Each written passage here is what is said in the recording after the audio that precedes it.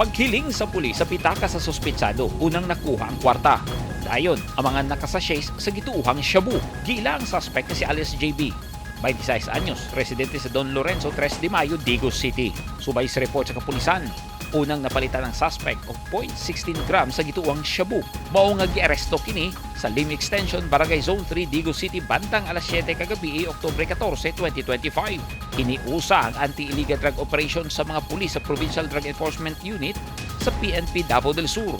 Digos City PNP ubang unit sa kapulisan nga gidumala ni Police Lieutenant Colonel Darwin Taipin, ang hepe sa PDEU Davao del Sur, mao nga nadakpan ang suspect. Mubalor tanan sa 9,565 pesos ang nakuha og napalit nga gituohang shabu gikan sa suspetsado. Kasong paglapas sa Comprehensive Dangerous Drugs Act of 2002 ang atabangon sa suspect nga gipreso na karon sa Digos City PNP.